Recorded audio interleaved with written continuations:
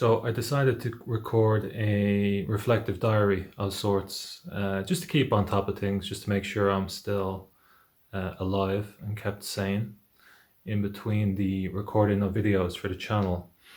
The reflective video, I tell people when they're doing their thesis to keep a diary, just as a way to sort of say to themselves, well, look, where are you going with it? How far have you come?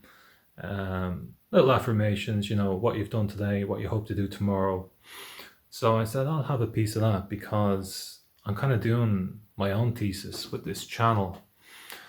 And yeah, it's strange, it's not something I thought I would do. Being in front of the camera, despite the videos, is not something that comes easy to me. It's a struggle, as it is for most people who put themselves out there, because the danger is, it's not from other people looking at the videos and criticizing them. I mean, that's never been a concern of mine. Anyone that knows me knows that I don't care. I don't care about stuff like that. The biggest issue is me. I mean, that would be the biggest issue when doing the videos, is that I would just take one look at them and go, no, I'm not doing this anymore. Or, oh, that's what I sound like, or that's what I look like. So, okay, well, if that's the case, then I'm not doing it. And I know that sounds very vain, but it's like the age we live in is incredibly vain. And anyone that wants to get into a sort of a YouTube or a content creation game, if you're your own worst enemy, you've already lost. There's no way. I mean, you can fend off attacks from other people, but you can't fend off an attack from yourself. It's near impossible. So I've noticed that's creeping in a bit, where I'm recording videos and I'm like, there's no one watching this. Why am I bothering to do this? Or I'm recording voiceover for video and I'm like, this is too pretentious. Who cares? Who cares about my thoughts on AI and, research questions, or what AI tools can be used to help students with academic writing? Who cares? So this is what's going through my head when I'm recording videos. And I'm like, oh God, it's, I want to do this. I really do like doing it. But there's another part of me that doesn't want to do it. And there's another part of me that is trying to self-sabotage it. Because when I was doing my PhD, I remember having these thoughts where it's like, there's no point. Just why bother doing this? It's monumental. There's no way you can do it. So why bother? Why even start? Why even get to the middle? And why even finish it? And then I started keeping a diary. And the diary initially started off about my PhD, like today I'm going to do this, tomorrow I'm going to do that. But eventually became about myself. It was like, well, today I'm having bad thoughts, or today I'm having reservations about doing anything. And eventually you start off doing your research question in your PhD, and essentially over time, through reflection and from keeping that diary, you become the research question. You become that person that's been researched. And it sort of reminds me of that, if you stare into the abyss long enough, the abyss stares back. And keeping keeping that diary opened up a whole can of worms for me, because I was no longer talking about my PhD. Now I'm talking about myself. Now I'm talking about issues I have. And I'm like, it's not about my PhD. It's all about like when I went into the library or went into the research room to do work on a chapter or work on a particular issue that was bothering me for weeks. Over time, I'm like, it's nothing to do with that. The reason I can't do my PhD is nothing to do with the PhD itself. Ultimately, it's like, well, I'm suffering from lack of motivation or lack of will or anything, So the long-winded way about all of this, what I'm talking about, is I'm going to keep a diary. I'm going to keep one of these type of video diaries. A log on video, a vlog, a term I've just coined for all you wordsmiths out there. It's never been used before. So hashtag vlog, team, trademark. I'm joking, of course. But I thought, it's good. It's good to have it's good to chat to a camera. It's good to put your life story out there on your business page, because the business is me, essentially. It's just me. And when people come to me, they get free life lessons and free coaching, because I just can't shut up. I'll ask people, how's your day going? And if they say, well, it's not great, I'm like, okay, well, let's have a look at that, because that might be stopping you from doing your PhD, or might be stopping you from doing your discussion chapter in your master's thesis, or even in your final year project in your undergrad. You might be thinking to yourself, I'm not doing this anymore. And I've been there, and these vlogs will eventually document that I hated college. Up until, I'd say, doing my thesis for my master's, I hated it, and I couldn't understand why I was there. I'm a refugee from the UCD arts degree. I know there's other people out there in that similar boat. We were sold a lie during the Celtic Tiger that having an arts degree would allow us to become the future philosophers of Ireland, and that we would, usher in a new age of enlightenment. But we all just joined the dole after graduation, and we're all just like, okay, well, this is great. I remember actually being at my graduation, and they called out my name, and it's like, I was, this is great. I'm finally finished college. And then as I was walking back to the seat, I was like, oh no, I finished college. What am I going to do? And luckily, the academic system allows you to loiter for many more years, for as long as you want, really. You can loiter into a career in there as well. But I checked out after my PhD. I said, I'm not doing any more of this. I'm done with the academic world. At least from that angle, at least from a sort of a lecturing point of view, because I don't know, I felt like I was like an imposter. Because I repeated the Leaving Cert, and I repeated first year of college. And at that point, I was just like, well, what else is there to repeat? But I kept going back, because I don't know. Is there some lesson to be gleaned from someone that just doesn't give up? But then, what's the difference between someone that doesn't give up and someone that's just insane and just doing the same thing over and over again, hoping that something will work out? And that's been my academic journey in a nutshell, because in many ways, I'm 10 years doing career projections. So I'm 10 years helping people do the PhD, master's, undergrad. I'm helping academics. I'm helping people publish stuff. And they're like, oh, thank God we have an academic such as yourself. And I'm like, I'm not an academic. I've no idea what that term means for me.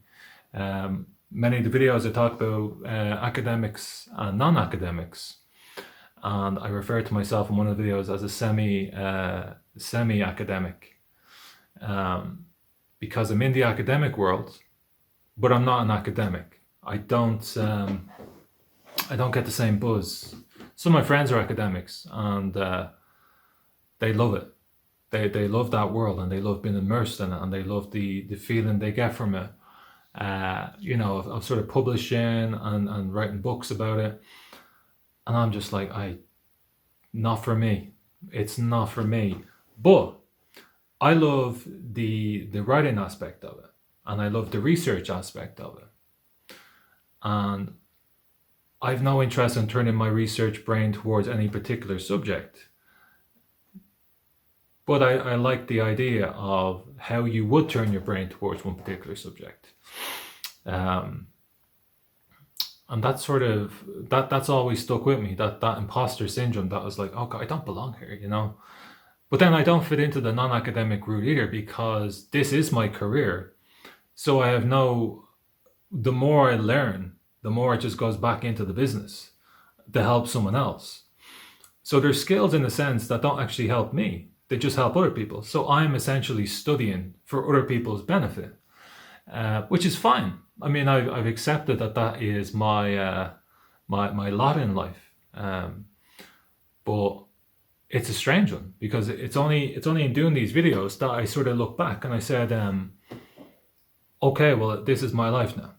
I'm a fake academic with an academic company, helping other academics and helping students. I don't know. It's very strange.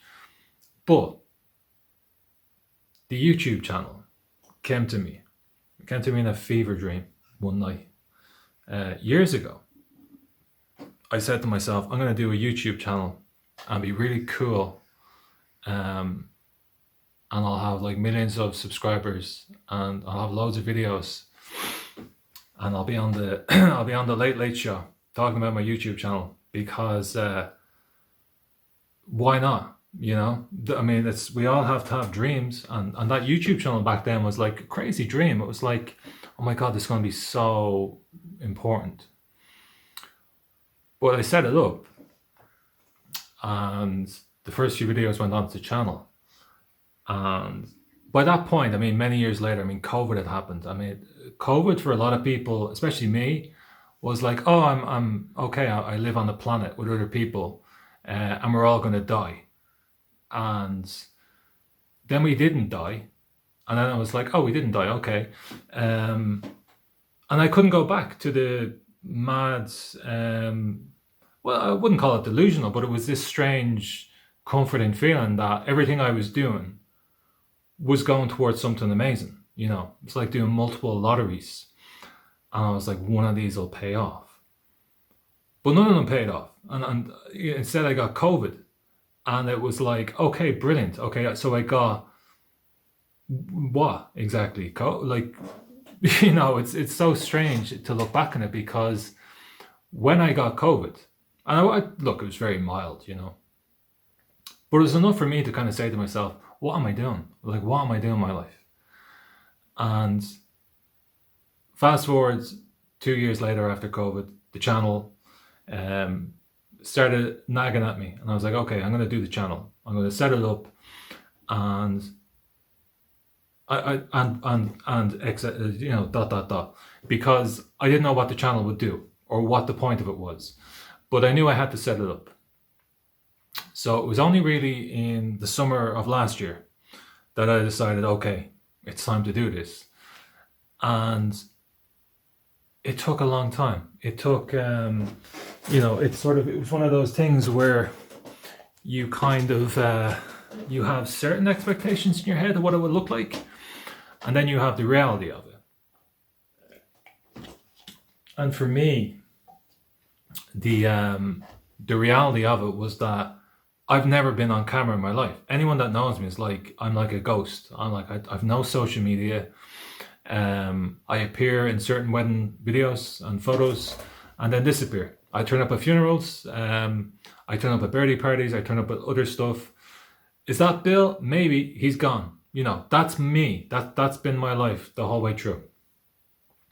So then to ask myself to go, hey Bill, sit in front of the camera and record the videos, might have sounded like a good idea a few years ago, but when you actually do it, it brings up that notion of like, well, what if you actually do your dream? Like, people have wishes and dreams their whole life, but do you do them? Like, because when you sit down to do them, you're like, oh shit, I don't want this. I don't know how to do this. And you have to get over that hurdle. And it reminded me of my PhD. It reminded me that I've always wanted to do a PhD for some reason. Don't know why. But once I started, I was like, I have to finish this. And with the channel, I was like, I have to finish this.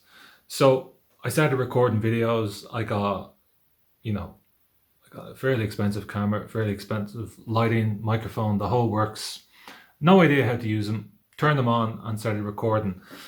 And it just looked awful.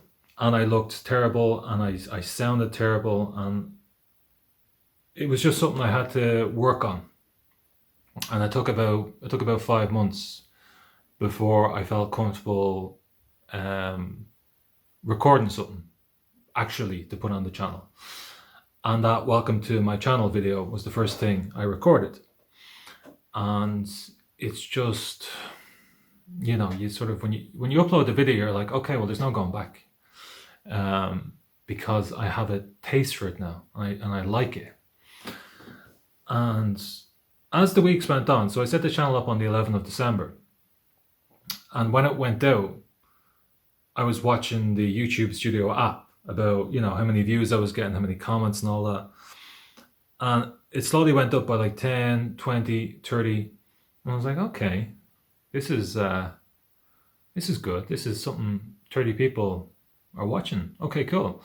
And then I put the next one up, and it was like, went up to 40. And I was like, okay, it's improving now. And then I was like, okay, I better go onto social media and post more about this. And then as it went on, I was like, I can't stop looking at the YouTube Studio app. Because all I was doing was like, now I've got 10 people watching. Now I've got 12 people. Oh, only 5 people watched this video. Oh, no one watched this video. I thought this video was the one everyone wanted, but it wasn't. So now the PhD mind is coming back, the little niggling thing where it's like, you shut it down, close the channel down immediately. Like, no one cares, no one's watching. This is cringe. This is cringe content I put up. I'm going to be a meme eventually. And it's just like all these stupid thoughts go around your head. And it wasn't until after Christmas, or Christmas just gone, that I was like, hang on a sec, this really familiar mindset. And I was like, this is my PhD mindset. This is the same stupid stuff where it's like, what's the point of this? Where am I going with it? It used to take me about an hour and a half, 2 hours to get to college. And when I got there, I used to go into the research room, open my laptop, and I was like, well, before I start, I used to smoke back then. I just said, before I start, I'll have a smoke. And so I went down and had a smoke, and I was like, okay, today I'm going to do this, this, and this. And while I was out in the smoking area, I was like, someone please come along. Please just waste my time, because I don't want to go back up to that room. No one came along. I had to go back up to the room.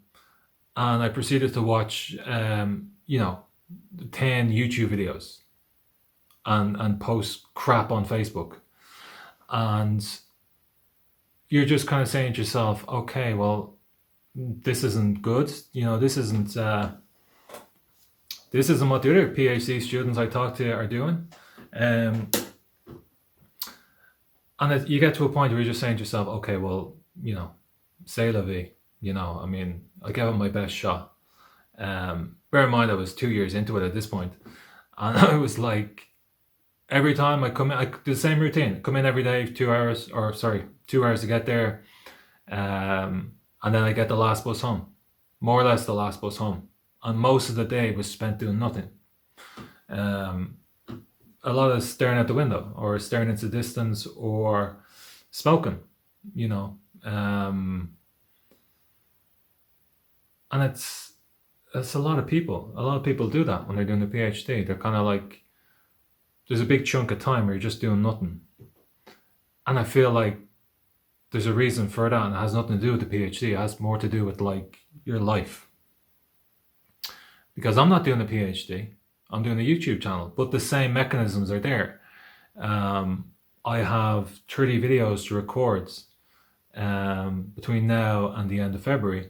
I haven't done anything, and I was supposed to do it last week, and I don't smoke anymore. So all I do is I just go, I'll go for a walk. I'll go for a walk before I do my video.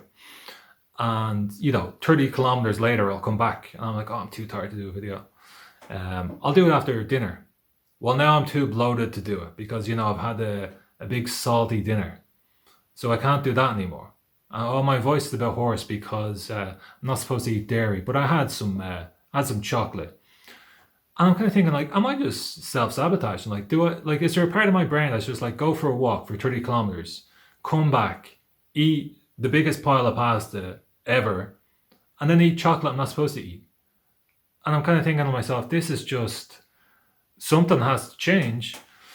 And I know a lot of people who will watch this, who are doing their PhD, or even just in their career, it's kind of like, why? Why does this happen? Or what is the mechanism that causes people to just say, do you know what? I really want to do this, but I really don't want to do it at the same time. And that hurdle is the reason for this vlog. Because I think, you know, if you get something out of this vlog, that's brilliant. I mean, I really want people to connect with it.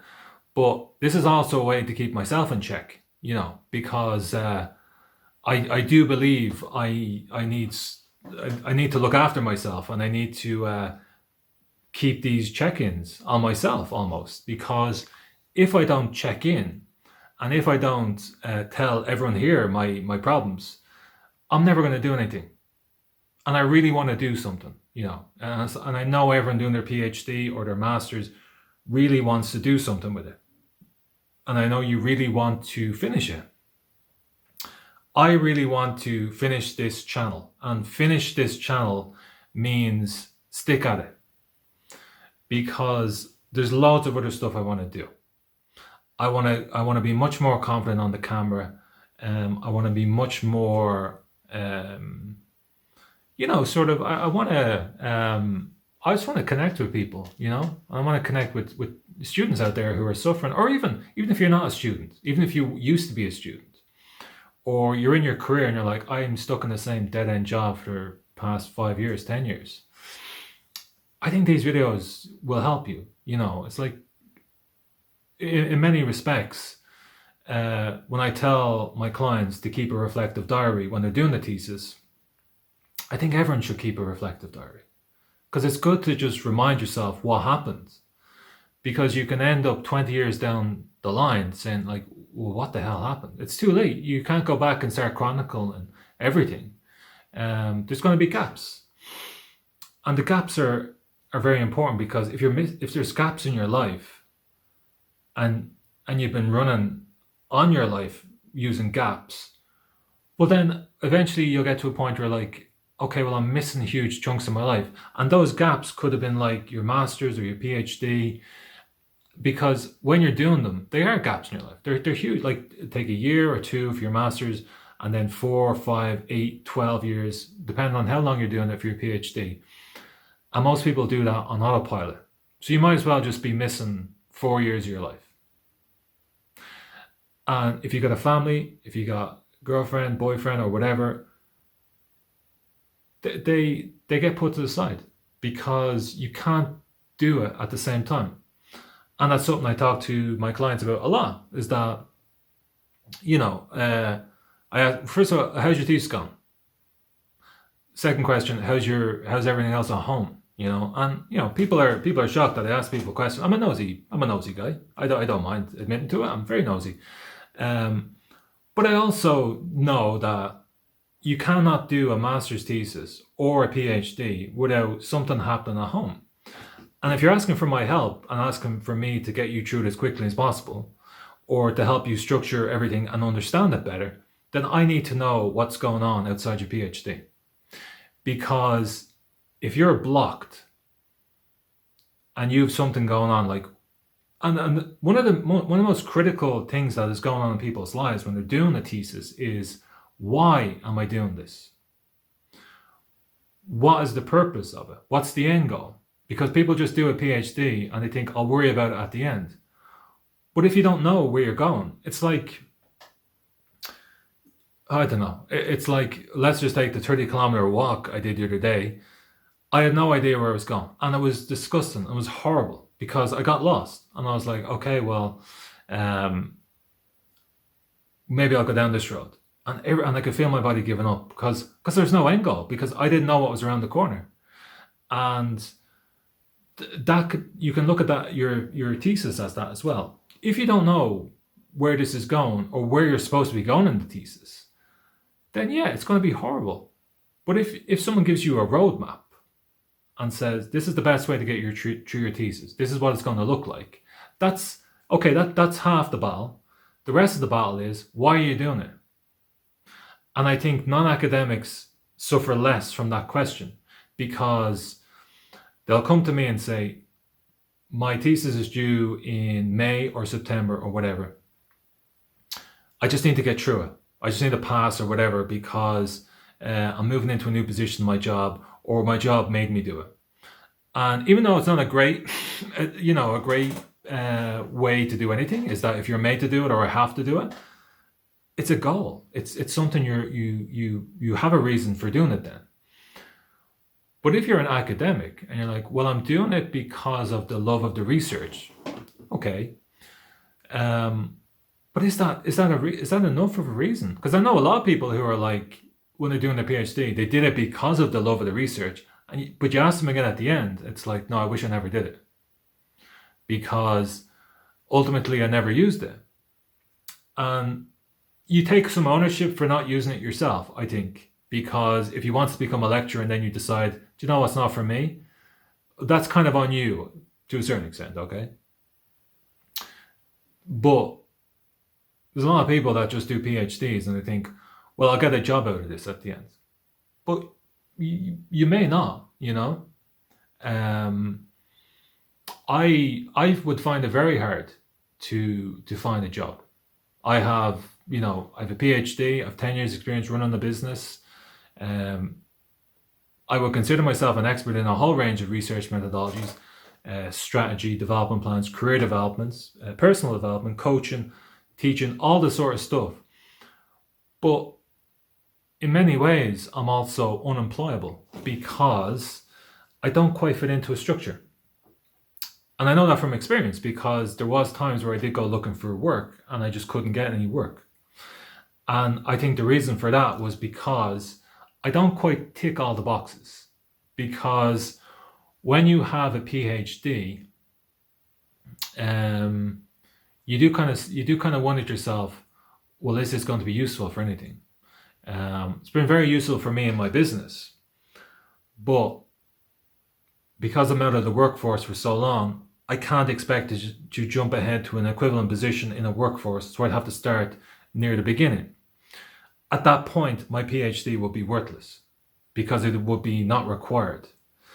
And in many ways, looking at it from their point of view, yeah, I wouldn't want someone jumping into a low-end position. And I mean low-end in a nice way, like a low-tier position, low-level position. But I still wouldn't want someone there with a PhD because I'd just be thinking, how are they going to be engaged? Because, they're doing work that perhaps they might feel is beneath them.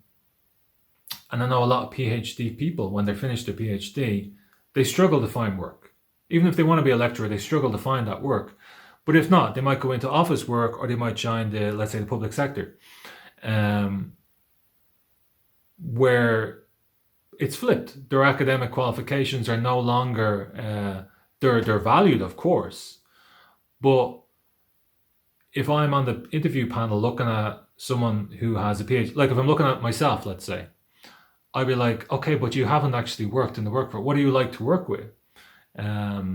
What is your managerial style? There's no evidence of it apart from being in your own company, which can be skewed or whatever, or completely different.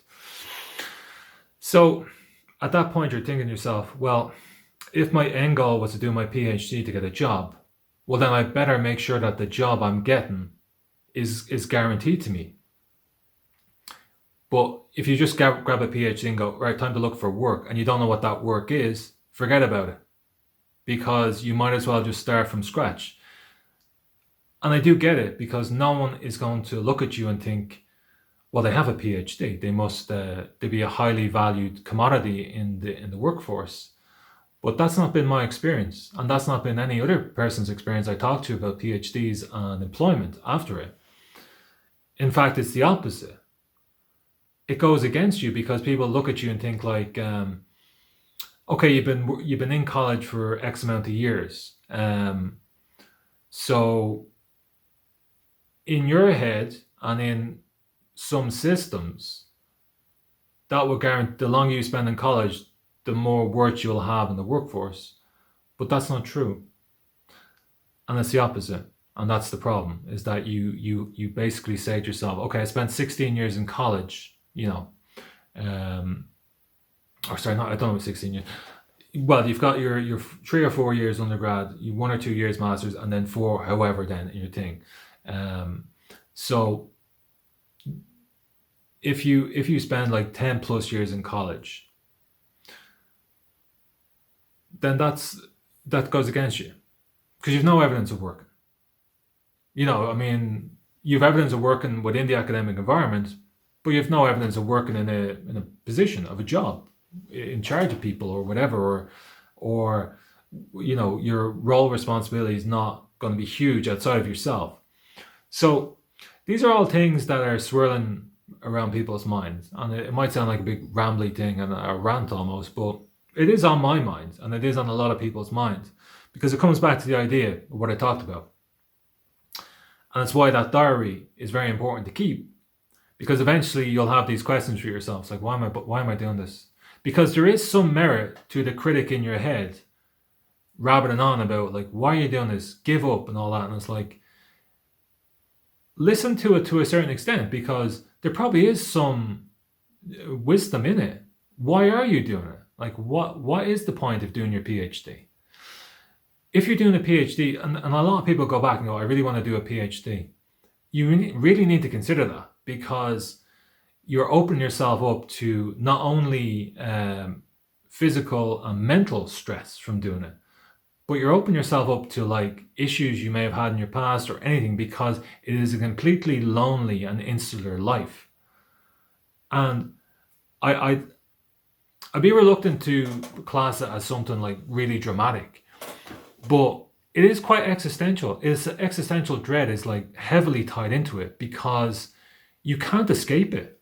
Once you lock yourself into it, and if you get stuck on it, then you can't move on. And your whole life is really just stuck into that same mindset where you're like, and I remember I couldn't sleep. I was like trying to figure out a part of my thesis that had to do with like literary form. And I was trying to match this particular literary form to a text I was doing my PhD on. And I couldn't. It was like Lego blocks that wouldn't fit together. But they were going to go together whether they liked it or not, but they wouldn't.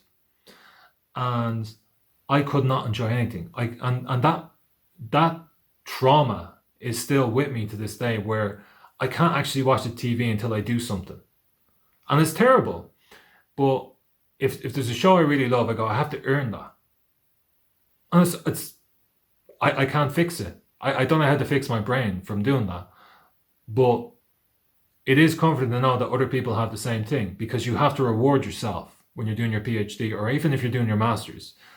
I cannot watch TV unless I do 1,000 words, or unless I read 50 books. When you're finished your thesis, that mechanism stays with you, and it stays with you a lot more if you're doing a PhD, because you're doing it for longer. So this is important, this video, because it allows me to talk. So in many ways, then I'm not sort of saying to myself, okay, well, I can't do this or I can't do that. I'm just going to record it here, and we're going to see what happens. It's going to be a very strange first video to post, but I'm kind of hoping, and I want people to follow me along with it. Like, keep your own reflective diaries, doing your PhD or doing your master's or whatever, and just see what happens. You know, I'm quite curious to see what these videos would be like in a month's time. You know, whether I'll be like rocking in the chair, or if I'll take the camera out on the walk with me. You know, I'll take you on my 30-kilometer walks, because if I'm going to move forward with the channel and I'm going to do different types of content and more elaborate types of content, which I want to do, I have to clear this block, because, you know, I'm 40 videos in. Not all of them are released, but I'm 40 videos in, and I'm struggling to say to myself, well, what's the point of doing more? Because I'm looking at the numbers and I'm just thinking, well, no one cares, no one's watching, and that's a bad mindset, because of course no one's watching. It's been 2 months. You know, I don't expect any miracles. But it's funny how we do expect miracles, and we expect miracles when we're doing our thesis or when we're doing our job. We're like, well, I put the bare minimum into this. Where is my reward?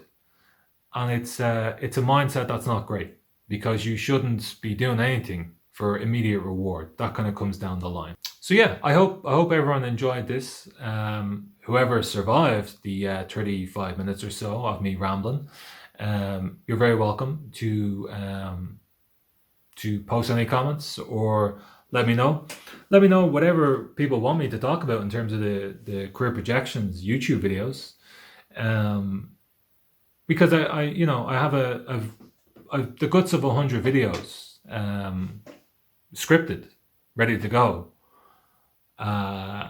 That's not a flex, by the way. That's just madness. I thought I'd share with everyone.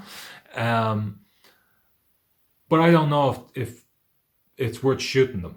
You know, I don't know if it's just easier for me just to take the camera out on the walk and go, "Hey guys, the top 5 thesis tips from yours truly." You know, while cars beep at me and I get covered in slurry, and you know, whatever happens, happens. I don't know if that's, you know, a 5-minute video about that is better than a 30-minute video about me with a slideshow. You know, I have a funny feeling it's the being covered in slurry videos that's going to be more popular. But yeah, this vlog will help me do that, because I want people to chronicle this. I want to dispel the myth, because that's one thing I will do, and I do in when I'm helping people with their masters or the PhD. You know, have a look behind the curtain. It's a magic trick. You know, there's nothing. You know, your PhD is not this Mount Everest thing. When you really break it down, it's quite simple, and you can get through it pretty quickly once you know that most of it is just artificial, and you have to go through the motion with it. And I think this video is going to show that, you know, I don't want to do any sort of corporate, you know, super professional, super clean YouTube channel where it just looks like, you know, who is this guy, you know? So I want to record everything, you know, warts and all, and I want to grow with the channel. So, and I want to chronicle that, you know, I don't want to be like, wow, he just swinging out the gates, he looked amazing, he was just talking about this, talking about that. Those videos just look super, super amazing. How does he do it? Well, I'm going to show you, because, you know, maybe I'll never do it, and maybe the videos will just be bog standard, like me talking to the screen with slides. But I hope it'll grow into something more, you know, and I hope everyone will join me in that journey. So that's enough for one video. I'm going to try and do a few of these. I'm going to roll that back here and forget I said I'm going to do a few of these. I'm going to try do at least 1 or 2 a week. No, I'll stick to that. I will stick to that, because it's important that I do stick to it, because if I don't stick to it, then the YouTube channel dies, and that's the end of me. Where I'm going to go in the future, my other types of channel I want to do, and just my future plans. You know, I want to, like, I'm at a pivotal crossroads. You know, I'm sort of I'm 41 next week, and I didn't think I'd be doing these confessional type videos next to a press. At that age, I thought I'd be super rich and super switched off. You know, I didn't think I'd be thinking about my brain at this point. But if anyone else is in a similar position, these videos are going to be absolute gold and absolute cringe and absolute trauma for you. But yeah, I hope you're going to join me on the journey anyway. So yeah, so have a good evening, and I'll talk to you in a few days. And in the meantime, I have a video coming up next week. I think it's next week. Yeah, it's on next week. So I'm going to do stuff on referencing, and then I've got another video on how to get on with your supervisor, and another video on the Viva. And then after that, then it's the videos I'm shooting at the moment. So if I don't do these vlogs, there's going to be no videos after that. So it's in my best interest to use this as therapy. You're all my therapist. Any comments welcome. I will chat to you very soon. So all the best.